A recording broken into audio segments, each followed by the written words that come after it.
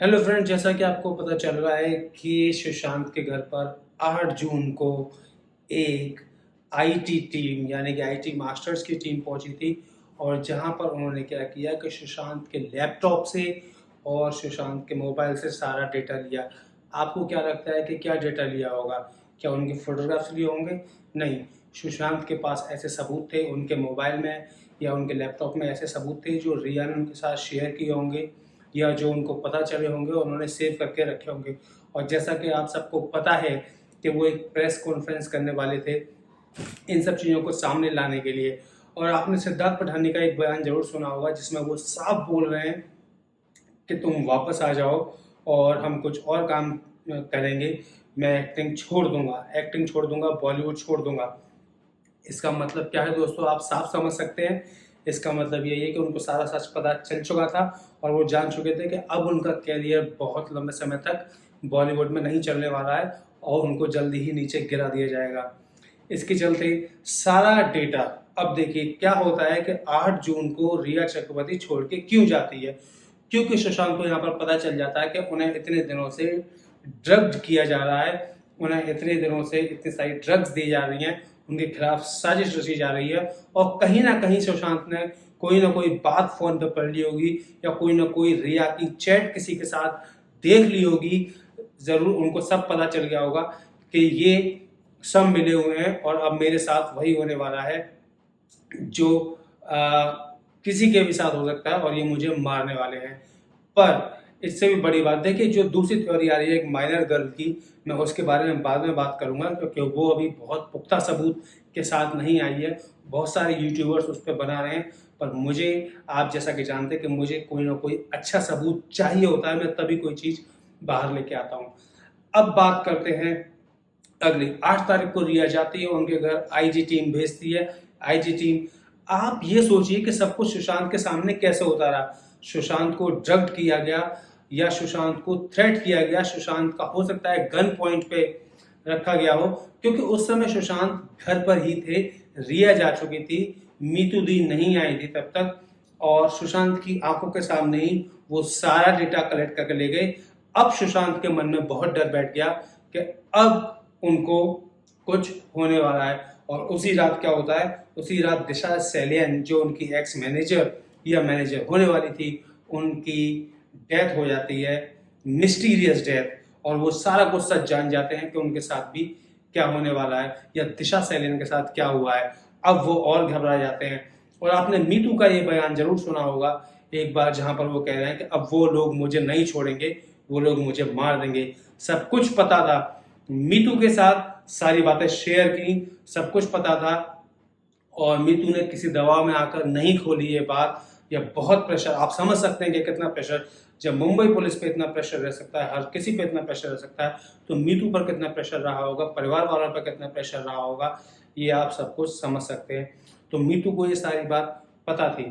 खैर, जो भी है, आगे बढ़ते हैं। तो उसके बाद 8 तारीख को सुशांत की आंखों के सामने ही उनका सारा डेटा लिया जाता है, गन पॉइंट पर या कैसे भी थ्रेट करके। अब मैं जो आपको बोलने जा रहा हूँ वो बात ध्यान से सुनिए। आप लोगों को लेगे मार्क को लेकर बहुत सारी क्वेरीज हैं, मैं आपको बताता हूँ ये कैसे हुआ है, पीछे मार्क्स क्यों नहीं है। एक ऐसी कुर्सी जो आपने देखी होगी जिसमें बीच में पीछे की तरफ 3 डंडे होते हैं, ठीक है, जो 3 सपोर्ट होती है और बीच में 2 गैप होते हैं। तो सुशांत को ऐसी कुर्सी पर जरूर बैठाया गया होगा और वहीं पर एक बेल्ट ऐसी चीज ली गई होगी जो उसके चारों ओर होती है और क्रॉस में बहुत तेजी से दबाया गया होगा, इसीलिए मार्क्स यहाँ तक काफी डीप है, हर चीज है। और जैसा कि पोस्टमार्टम रिपोर्ट में आ रहा है कि पीछे मार्क्स नहीं थे, हालांकि हम पोस्टमार्टम रिपोर्ट की कोई बात को सच नहीं मानते हैं, ठीक है। तो उनके साथ ये हुआ और ये मैं आप लोगों के साथ सहमत हूँ कि 13 की रात को ही, यानी कि 14 की अर्ली मॉर्निंग ये सब हुआ, फिर सारी प्लानिंग होती है। अब जैसा कि आपने कन्फेशन सुन लिया, 3 लोगों का, सिद्धार्थ पठानी का, दीपेश का और नीरज का, कि आईटी टीम आई थी उनका सारा डेटा लेने के लिए। रिया के ड्रग डीलर्स के साथ चैट पता चल गई सारी, इसमें श्रुति का हाथ पता चल गया, जया का हाथ पता चल गया, शोविक का हाथ पता चल गया और ना जाने किस किस का पता चला होगा जो हमारे सामने भी खुलकर नहीं आया है। इतनी सारी चीज़ें पता होने के बावजूद, और जब उनको भी ये पता लग गया होगा, देखिए जब घर में पार्टी होती रहती होंगी, जैसा कि न्यूज़ में बोलना है कि वो लोग आते रहते थे, उन पार्टीज़ में ड्रग्स भी चलती होगी, उन पार्टीज़ में अल्कोहल तो चलता ही होगा, और उन पार्टीज़ में ये सारी बातें होती होंगी, और ये कहीं ना कहीं सुशांत को पता चल चुका था, सुशांत ने सुन लिया था, या उस दिन से ही सुशांत काफ़ी गुमसुम रहने लगे थे और बहुत ज़्यादा परेशान रहने लगे थे। उसके बाद रिया को यह पता चलता है कि इसको सब पता चल चुका है, इसके पास सारे सबूत हैं, क्योंकि रिया के पास सारे पासवर्ड रहे होंगे उनके लैपटॉप के, उनके मोबाइल के, और रिया ने कहीं ना कहीं वो सबूत सब देख लिए होंगे, इसीलिए रिया वहाँ से छोड़ के निकल ली। अब दोस्तों आती है बात उन लोगों की जो सुशांत को मारने के लिए आए अलग से, क्योंकि जब तक मीतू थी तो वो मीतू के सामने ये हादसा नहीं कर सकते थे, ये सब चीज़ नहीं कर सकते थे। अब मीतू के छोटे बच्चे हैं, मीतू का हस्बैंड है, मीतू सिर्फ एक दिन के लिए छोड़ के गई थी, और वो 14 तारीख को दोबारा वापस, 14 या संडे के दिन दोबारा वापस आने वाली थी, क्या गई थी। अब उन मुजरिमों के पास सिर्फ एक दिन का समय बचा था, वही दिन था जिस दिन वो ये सारी वारदात कर सकते थे, तो उन्होंने उस दिन का चुनाव कर लिया। दोस्तों आप सबके मन में ये बात है कि फज का क्या हुआ, फज उस समय क्यों नहीं था। देखिए फज सब लोगों से, उस घर के सब लोगों से बहुत ही हिला मिला था, तो फज को दूसरे कमरे में बंद कर दिया गया होगा। जब सुशांत को ड्रग दिए जा सकते हैं तो फज को क्यों नहीं दिया जा सकते, फज को क्यों बेहोश नहीं किया जा सकता, ये भी पॉसिबिलिटी है कि फज को बेहोश कर दिया गया हो, ठीक है। और उसके बाद जो ईस्टर्न गन की थ्योरी है, पैरालाइज करना, ये सब करना, और सुशांत ने डेफिनेटली स्ट्रगल करने की कोशिश की होगी, और सुशांत को पता था, आपको ये भी बयान पता है, सब चीज़ पता है कि सुशांत काफ़ी दिनों से, पिछले काफ़ी दिनों से वो बाहर सोते थे। कभी जैसे एक्स रॉ ऑफिसर एन के सूद ने कहा कि वो अपनी गाड़ी में कहीं बाहर जाकर सोते थे, उनको घर पर डर था। घर पे किससे डर था? घर के ही लोगों से भी डर था कि घर के लोग मिले हुए हैं और रिया के साथ मिले हुए हैं, या कुछ भी, कभी भी कोई भी आ सकता है रात में। और देखिए घर का ताला लगने के बाद भी उन्हें ये डर था, इसका मतलब पॉइंट ऑफ एंट्री खाली घर का मेन डोर नहीं दोस्तों, कोई विंडो भी हो सकती है, कोई और जगह भी हो सकती है। सीबीआई के फॉरेंसिक एक्सपर्ट बिल्कुल सही जांच कर रहे थे, इसमें विंडो का एंगल हमें नहीं भूलना चाहिए, क्योंकि उन्हें पता था कि रात को कहीं से भी कोई, अगर वो अंदर से लॉक भी कर लेते, कुछ भी करते, तो भी वो बाहर से लोग आ सकते थे। आपने ये देखा दोस्तों, जब नीरज अपने बयान देता है, नीरज जो कुक है जो अपने बयान देता है, वो काफ़ी हिलता डुलता है, काफ़ी बेचैन रहता है। कहीं ना कहीं वो भी किसी न किसी चीज़ का एडिक्ट रहा था, और ये एक्साइटमेंट, जो रेस्टलेसनेस है, ये देखने को हमें मिल सकती है। और सुशांत की सिस्टर ने भी कहा, जब वो चंडीगढ़ गए थे अपनी बर्थडे पर, तो उन्होंने भी कहा कि हमें लगा था कि वो काफ़ी रेस्टलेस फील कर रहा है, और काफ़ी ऐसी चीज़ उसको फील हो रही है। अब बात करते हैं मुंबई पुलिस की। मुंबई पुलिस ने इस चीज़ को कैसे कवर अप किया, क्योंकि मुंबई पुलिस को यहाँ पे एक ही चीज़ कवर अप नहीं करनी है। तो मुंबई पुलिस ने जो ऑटोप्सी एग्जामिनर्स हैं, जो मेडिकल एग्जामिनर्स हैं, उनको साफ बताया, साफ तौर पर बताया गया कि ऐसी रिपोर्ट बननी चाहिए जिससे कि साफ सुसाइड जाहिर हो। पर डॉक्टर्स ने जरूर संदेह जताया होगा, मैं गारंटेड कह सकता हूँ, डॉक्टर्स ने जरूर संदेह जताया होगा कि सुसाइड नहीं लगता है, और पिक्चर्स वायरल हो चुकी हैं और बहुत ज़्यादा क्वेश्चन उठने वाले हैं। तब भी पुलिस ने प्रेशर डाला हुआ कि आप अपनी तरफ से, पुलिस ने और संदीप सिंह ने ये प्रेशर डाला हुआ कि आप अपनी तरफ से पूरी कोशिश कीजिए कि इसको हम सुसाइड करार कर सकें। तो डॉक्टर्स ने बड़े अच्छे से वो सारे पॉइंट्स उठा के जो सुसाइड एंड हैंगिंग में होते हैं, वो सारे पॉइंट्स उठाकर उस रिपोर्ट में रख दिए, जबकि ये जाहिर है कि उन पिक्चर्स में भी ऐसी कोई चीज़ हमें देखने को नहीं मिली है वहाँ पर। उसके बावजूद भी वो सारी चीज़ें लिखी गई। रात भर बैठ के ये सब प्लानिंग होती है। 13 की रात को जब ये सारा कांड हो जाता है, सारा चीज़ें हो जाती है, तो ये प्लानिंग होती है। दीपेश, नीरज, केशव और जो सिद्धार्थ जो भी रहे होंगे, उन सब में प्लानिंग होती है कि सुबह उठते ही क्या बयान दे रहा है, ठीक है। तो इस चीज़ पे सारी प्लानिंग होती है, इस चीज़ को सब लोग साझा करते हैं कि क्या बोलना है, कैसे बोलना है, कब ये चीज़ ये उजागर करनी है, क्योंकि कहीं ना कहीं सुशांत के माँ बाप को, सुशांत के परिवार वालों को ये पता था कि वो कितने बजे सो के उठते हैं, कितने बजे कॉल करेंगे या नहीं करेंगे, कॉल उठाएंगे। और आपको पता होगा रात में उन्होंने कॉल की थी, जिस कॉल का जवाब नहीं दिया। रात को घर वालों की भी कॉल आई थी, मीतू की या किसी की कॉल आई थी, जिसका उन्होंने जवाब नहीं दिया था। तो इस समय उनको पता चल चुका था कि अब देर नहीं है, मीतू या तो खुद ही आएगी 14 तारीख को, जैसा कि वो वादा करके गई थी। इससे पहले कि वो खुद आए, उनको फ़ोन करके बुलाया जाए। तो किस टाइम पे फ़ोन किया जाए, तो पहले एक थ्योरी बनाई जाए, बाहर से ताला लगाया गया और फिर चाबी वाले को बुलाया गया, जिससे कि एक ये पूरी विटनेसिंग हो जाए। एक चाबी वाला आया था, डोर नहीं खुल रहा था, बार बार नॉक कर रहे थे, और ये सारे बयान आप सबको जान चुके हैं कि ये सारे बयान किस तरीके से चेंज हो रहे थे सबके, इसीलिए सीबीआई ने उन्हें बार बार इंटरोगेट किया। दोस्तों, नो डाउट पूरे केस को हैंडल करने में, मर्डर के बाद पूरे केस को हैंडल करने में संदीप सिंह का बहुत बड़ा हाथ है। संदीप सिंह ने बहुत मेहनत से ये सारे केस को प्लान किया, पुलिस को एडजस्ट करना और एम्बुलेंस ड्राइवर को, यहाँ पे एक बहुत बड़ी बात निकल के आई थी, एम्बुलेंस ड्राइवर को जो अक्षय बंदगर है उनको उन्होंने कॉल किया। दोस्तों, कॉल अगर उस टाइम पे होता जब वो एम्बुलेंस को बुला रहे हैं 12-1 बजे के करीब, तो ये बात मानी भी जा सकती थी कि उन्होंने एम्बुलेंस वाले को बुलाया। हालांकि ये काम पुलिस का होता है, पुलिस जानती है कि इतने सारे एम्बुलेंस ड्राइवर्स होते हैं या एम्बुलेंसेज होती हैं, उनको कब किस एम्बुलेंस को कहाँ किस जगह नियरेस्ट प्लेस पर बुलाना है, जो भी नियरेस्ट एम्बुलेंस होगी, ये बहुत इजी काम है उनके लिए। उसके बावजूद भी संदीप ने शाम को पहले 6:55 पे कॉल किया। ठीक है, देखिए बॉडी वहाँ पड़ी हुई है, बॉडी ऑटोप्सी के लिए जा चुकी है, अब एम्बुलेंस वाले का क्या काम उनको कॉल करने का। उसके बाद रात को 9:50 या 9:55 जो भी थ्योरी आ रही है उस समय कॉल किया। उसके बाद 15 को पूरा क्रीमेशन हो जाता है, सब कुछ जाता है, 16 को कॉल करते हैं। क्यों कॉल करते हैं दोस्तों? पैसों का लेन देन, एम्बुलेंस वाले से पैसे की बात हुई होगी, पैसे को लेकर बात हुई होगी, और एम्बुलेंस वाला यहाँ पर बहुत बड़ा गवाह बन सकता है अगर सीबीआई अच्छी तरह से जांच करे।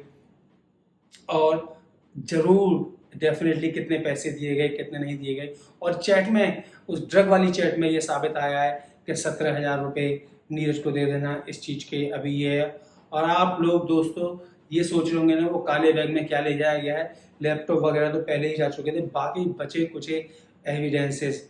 अब ये थ्योरी क्या है, रिया ने किस तरीके से ब्लैकमेल किया कि अगर तुम मुझे ये रिकॉर्ड नहीं दोगे तो मैं भी तुम्हारे मेडिकल रिकॉर्ड्स जग जाहिर कर दूंगी और सबको बता दूंगी कि ये बंदा पागल है और तुम्हारा पूरा कैरियर चौपट हो जाएगा।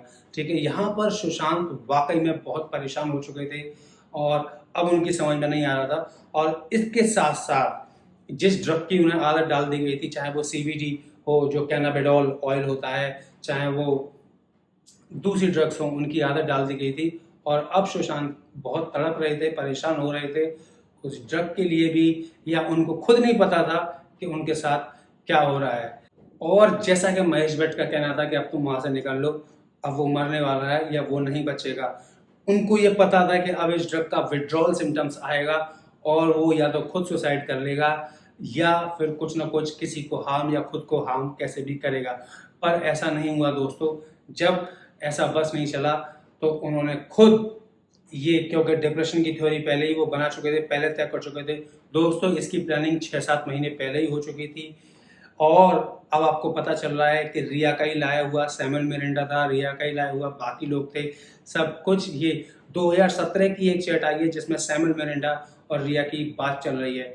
ठीक है, तो वो सैमुअल मिरांडा को 2017 से जानती थी। अब आप समझ लीजिए कि वो कितनी बड़ी ताई हैं और क्या क्या गुल खिला चुकी होंगी, क्या क्या कर चुकी होंगी। पहले भी कहा था कि इलेक्ट्रॉनिक एविडेंस अपने आप में इतना बड़ा एविडेंस है, अब किसी भी और फिजिकल एविडेंस की जरूरत नहीं है। इलेक्ट्रॉनिक एविडेंसेस ने सारे चैट्स, सारी चीज़ें बिल्कुल सफ़ेद कर दी हैं और एकदम सबके सामने ला दिए हैं, और इससे और भी बड़े राज खुलने वाले हैं। ये खाली इतना ही नहीं है दोस्तों, ये वो चैट्स हैं जो आपके सामने सोशल मीडिया पर वायरल की गई हैं, पर बहुत सारी ऐसी चैट्स हैं जो अभी तक वायरल नहीं की गई हैं और जिनके बारे में खुलासा होना बाकी है। और वो ईडी के पास हैं, वो सीबीआई के पास भी होंगी या वो किसी और के पास भी होंगी। दोस्तों, बात ये है कि मुंबई पुलिस आज तक इस चीज़ को क्यों नहीं कर पाई, क्योंकि वो करना ही नहीं चाहती थी। वो तो बड़े बड़े प्रोड्यूसर्स को बुला के, बड़े बड़े डायरेक्टर्स को बुला के उनका बयान ले रही थी। इस केस को दूसरी दिशा में तब मोड़ा जा रहा था। और दोस्तों, अगर आपके दिमाग में अभी भी ये चल रहा है कि इस केस को अभी भी दूसरी दिशा में नहीं मोड़ा जा रहा है, नहीं, यही सही तरीका है। एक एक करके सारी एविडेंसेस जुटाए चले जा रहे हैं। मैं आपको बता दूं, NDPS एक्ट के तहत सीवियरिटी को देखते हुए 5 से लेकर 20 साल तक की सजा है।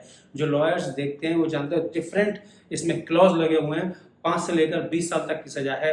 भले ही मर्डर साबित होना हो, अगर NDPS एक्ट में ड्रग डीलिंग साबित हो गई तो तकरीबन 5 से लेकर 20 साल तक के लिए तो ये लोग अंदर जाने ही वाले हैं और न जाने कितने बड़े बड़े नाम इस चीज़ में खुलने वाले हैं। जब मुंबई पुलिस का हाइट की थ्योरी को लेकर कोई बस नहीं चला तो उन्होंने क्या किया, सुशांत की हाइट ही कम कर दी, 5 फीट 10 इंच दिखा दी। ठीक है, कमरे की हाइट 5 फीट 11 इंच दिखा दी, बॉडी को डायगनली दिखा दिया। तब के किसी ने भी बॉडी लटकते हुए नहीं देखी, एक भी पिक्चर नहीं है, एक भी पिक्चर पंखे की भी नहीं है और एक भी पिक्चर ऐसी नहीं है जिसमें सिद्धार्थ पिठानी कह रहे हैं कि उन्होंने चाकू से काटा। आप बताइए, इतना बड़ा घर है, क्या कैंची नहीं मिली उनको काटने के लिए? क्या चाकू मिला, वो किचन से भागा गया एक चाकू लेके आया काटने के लिए? दोस्तों, पूरा टाइम दिया गया हर चीज़ के लिए, यहाँ पर पूरी सोची समझी ये साजिश थी। हाँ, मुंबई पुलिस को बाद में इन्वॉल्व किया गया पूरी तरह से। ये सारा जो मास्टरमाइंड था ये संदीप का था, किस तरीके से क्या करना है। और जो दुबई से कॉल आने की बात चल रही है, डेफिनेटली किसी ड्रग डीलर की या किसी और की, जो भी गैंग है, आप उसको डी गैंग कहें या कुछ भी कहें, वो कॉल बिल्कुल आई होगी और तभी वहाँ से बाकी सब लोगों को हटा दिया गया। रात में ही पोस्टमार्टम किया गया। पुलिस ने क्यों ज़बरदस्ती की रात में पोस्टमार्टम कर देगी, जिससे कि जल्दी से जल्दी बॉडी को क्रीमेट कर दिया जाए। और रिया क्यों मिलने गई थी मोर्चरी में वहाँ पर सुशांत से, खाली सॉरी बाबू बोलने के लिए? दोस्तों, कितना बड़ा संदेह है, आप सब समझदार हैं कि यहाँ पे क्या हुआ होगा। वो ये देखने गई थी कि कोई ऐसा एविडेंस तो नहीं है। वो अपनी आंखों से देखिए, कल्प्रिट की एक आदत होती है, मैं ये आपको बता दूं, फॉरेंसिक का एक लॉ है कि कल्प्रिट क्राइम सीन को ज़रूर विजिट करता है, भले ही उस दिन ना करे, बाद में करे, और विक्टिम को भी देखने की कोशिश करता है कहीं कोई सबूत तो नहीं रह गया है, कहीं कोई ऐसा एविडेंस तो नहीं छोड़ दिया जो उसके खिलाफ साबित हो जाए। और यही रहा होगा।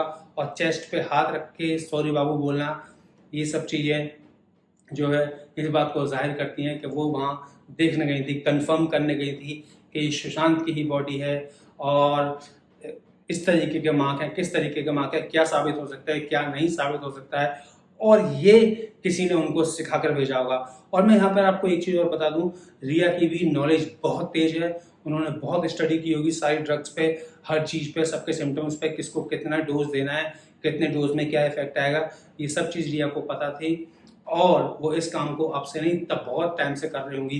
कैसे पता है ये बात? खाली सुशांत का ही पैसा नहीं, उन्होंने जो अपनी प्रॉपर्टी, जो अपनी एसेट्स बनाई है, वो बहुत सारे पैसे को लेकर बनाई है और ये सारा पैसा कहीं ना कहीं दूसरे जरिए से भी आता रहा होगा। आशा करता हूँ ये जानकारी आपको सुनकर ठीक लगी होगी और मैं और जानकारी लेकर आपके सामने फिर से आऊँगा। बहुत बहुत धन्यवाद।